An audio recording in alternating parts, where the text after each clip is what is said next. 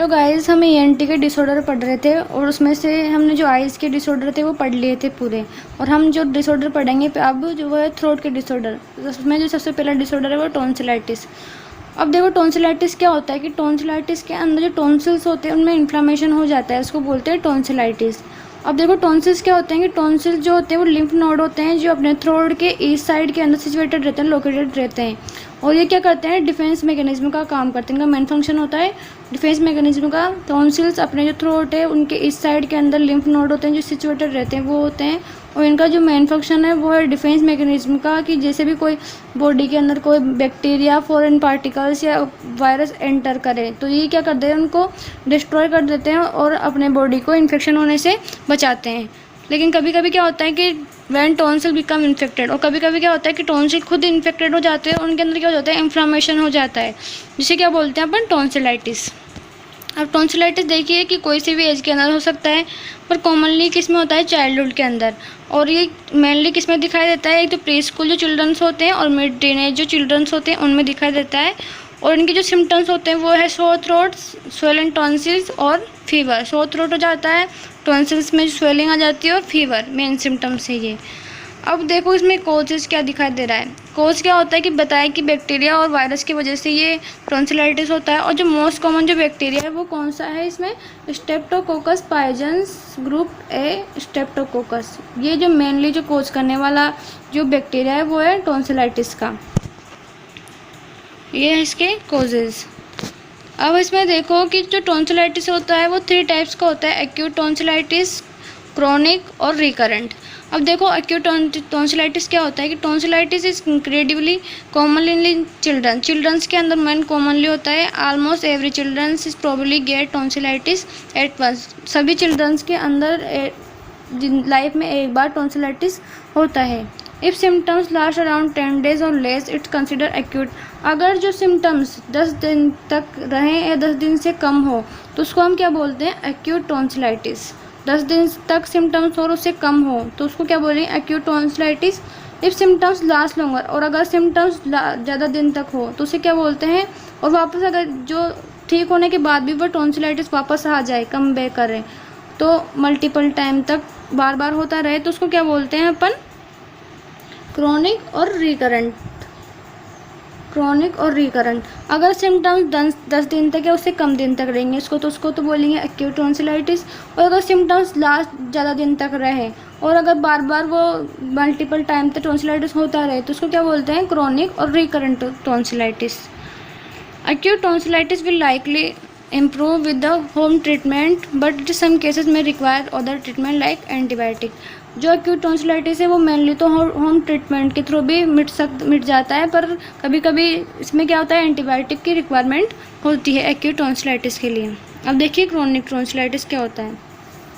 Chronic tonsillitis symptoms continue longer than the acute. इसके जो symptoms है वो 10 दिन से ज़्यादा रहते हैं, लॉन्ग टाइम तक रहते हैं, इसलिए इसको क्रोनिक टॉन्सिलाइटिस बोलते हैं। यू मैं experience last long lasting.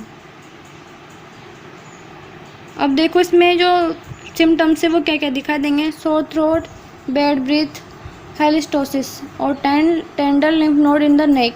Sore throat दिखाई देंगे, इसमें बैड ब्रीथिंग, हेलिस्टोसिस जिसको कहते हैं, और टेंडर लिम्फ नोड क्या होता है, उसमें टेंडरनेस आ जाती है। क्रोनिक टॉन्सिलाइटिस में also cause tonsil stone where materials like dead cells, saliva and food build up in the सर्विक ऑफ द योर टॉन्सिल्स। इसमें क्या क्रोनिक टॉन्सिलाइटिस के अंदर एक और डिसऑर्डर हो जाता है, इसमें क्या होता है, टॉन्सिल स्टोन्स।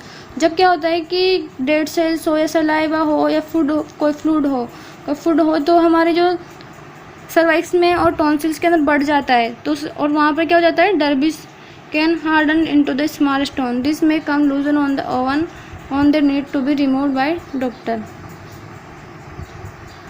इसमें क्या है, टॉन्सिल्स स्टोन्स होता है। इसमें क्या होता है कि कभी कभी क्या होता है, अपने जो टॉन्सिल्स होते हैं वहाँ पर डेड सेल्स, सलाइवा और फ्लूइड क्या तो बढ़ जाता है, वहाँ पर स्टोर होने लग जाता है, और एक डर्बिस मतलब कि कचरे जैसा, कचरे का बहुत सारा जो कचरा इकट्ठा हो जाता है उसको डर्बिस बोलते हैं, वो जमा हो जाता है और एक स्मॉल स्टोन का रूप ले लेता है। फिर वो क्या करते हैं, डॉक्टर के द्वारा वो रिमूव किया जाता है। तो क्या क्रोनिक टॉन्सिलाइटिस कभी कभी टॉन्सिल स्टोन्स का भी रूप ले लेता है। अब देखते हैं रिकरेंट टॉन्सिलाइटिस क्या होता है। Is the chronic tonsillitis a standard treatment of recurrent tonsillitis is the tonsillectomy. अगर हम जो क्रोनिक जो टॉन्सिलाइटिस इसमें क्या होता है, ट्रीटमेंट क्या होता है कि टॉन्सिलेक्टोमी। अब आपको पढ़ा है टॉन्सिलेक्टोमी क्या होता है, टॉन्सिल्स को रिमूव कर देते हैं। Recurrent tonsillitis is often define as sore throat और टॉन्सिल एट 5 to 7 टाइम। अगर शोर थ्रोट या टॉन्सिलाइटिस है 1 ईयर के अंदर 5 से 7 बार अगर अपनी बॉडी में हो जाते हैं उसको क्या बोलते हैं, recurrent tonsillitis. Occurrence at least 5 time in each of the previous 2 years के अंदर 5 टाइम हो रखा हो, और occurrence less 3 time in each of the previous 3 year. अगर 3 साल के अंदर 3 टाइम अगर ये बार बार रिकरेंट हो रहा हो तो उसको क्या बोलेंगे अपन, रिकरेंट टॉन्सिलाइटिस। और इसमें जो इलाज होता है मेनली ट्रीटमेंट क्या है, इसको रिमूव टॉन्सिलेक्टोमी करते हैं जिसमें टॉन्सिल्स को रिमूव कर देते हैं। इसमें देखो 3 टाइप देख लिया हमने, एक्यूट, क्रोनिक और रिकरेंट। अब देखो इसमें सिम्टम्स क्या क्या होते हैं। सिम्टम्स देखिए, there are 3 types of tonsillitis, acute, chronic और recurrent. Possible symptoms of tonsillitis include a very sore throat हो जाता है, difficulty of pain while swelling. अगर हम कुछ निगलने की कोशिश करते हैं तो डिफ़िकल्टी होती है और पेन भी होता है। एक स्क्रेची साउंडिंग वॉइस, हमारी जो आवाज़ है उसके अंदर भी चेंज जाता है। बैड ब्रीथ, हेरेटोसिस हो जाता है। फीवर, चिल्स, ईयर एक मतलब ईयर के अंदर पेन, स्टमक स्टमक में भी पेन होता है। हेडेक होता है, मतलब सिर दर्द। और स्टिफी नेक के अंदर स्टिफनेस आ जाती है क्योंकि वहाँ पर जो टॉन्सिल्स है उसमें इन्फ्लामेशन हो जाती है। जो and neck tenderness from the swelling leaf node में स्वेलिंग की वजह से जो और जो नेक जो वाला पार्ट इसमें भी टेंडरनेस आ जाती है।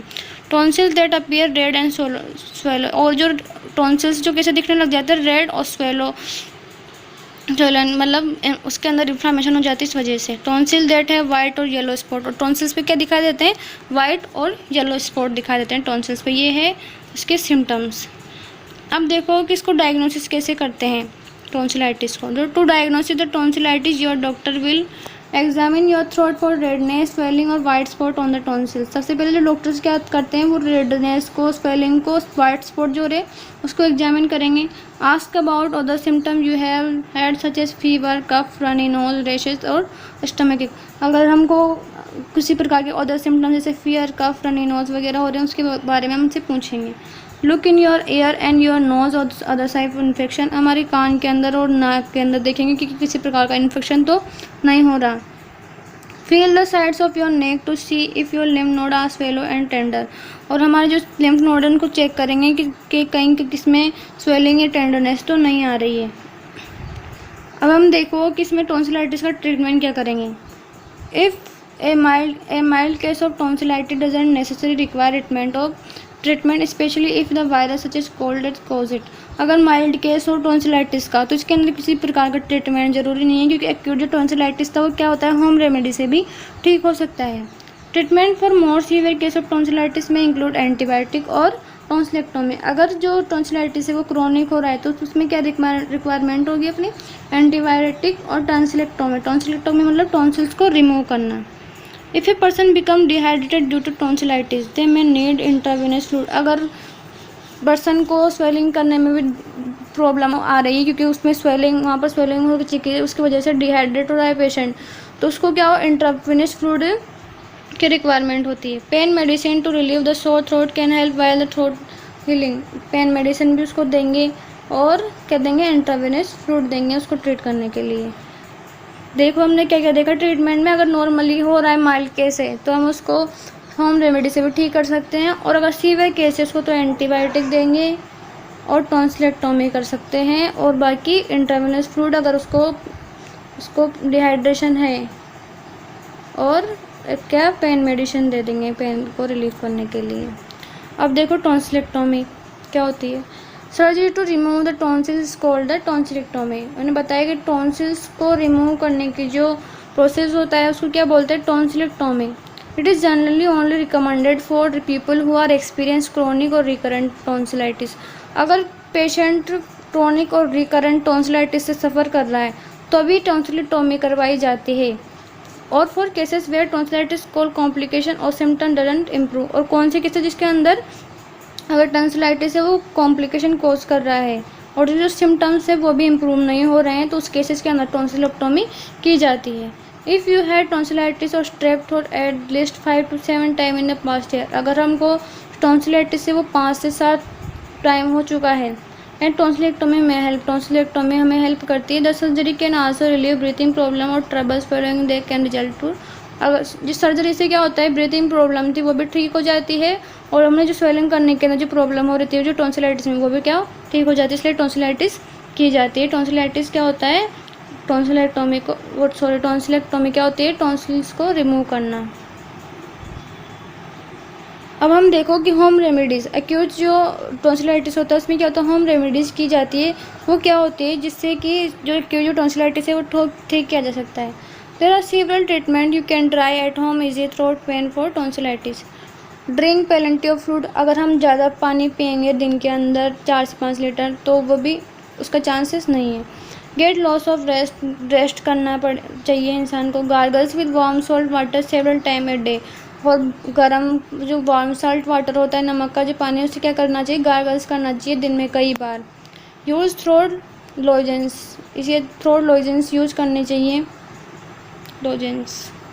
ईट पॉप्सिकल्स और अदर फ्रोजन फूड, अगर हम जो पॉप्सिकल्स होते हैं और फ्रोजन जो फूड होते हैं वो क्या ईट करने चाहिए ताकि हम उससे अच्छे से स्वेलो कर सकें। Use a humidifier to moist the air in your home, humidifier use करना चाहिए ताकि जो हमारे रूम के अंदर जो एयर है वो मॉइस्ट रहे। अवॉइड स्मोकिंग को अवॉइड करना चाहिए। टेक एसिटामिनोफेन और ibuprofen to the reduce pain और इन्फ्लामेशन, क्या एसिटामिनोफेन और आइबुप्रोफेन यूज़ करनी चाहिए, क्यों, रिड्यूस द पेन और इन्फ्लामेशन को रिड्यूस करने के लिए। तो हमने आज टॉन्सिलाइटिस के बारे में पढ़ा, जिसमें हमने देखा कि टॉन्सिलाइटिस क्या होता है, कि इनमें इन्फ्लामेशन और टॉन्सिल्स कोजेस देखा कि किस बैक्टीरिया की वजह से ये होता है। टाइप्स देखे कि एक्यूट कैसे होता है, क्रोनिक कैसे होता है, रिकरेंट कैसे होता है, और इसमें हमने सिम्टम्स देखे कौन कौन से सिम्टम्स दिखाई देते हैं, और हम ट्रीटमेंट इसका क्या कर सकते हैं, डायग्नोसिस जो डॉक्टर डायग्नोसिस कैसे करेगा इसको। और हम देखें कि रिमूव जो टॉन्सिलेक्टोमी जो होती है, रिमूव करना टॉन्सिल्स को, वो कैसे होती है, कैसे की जाती है।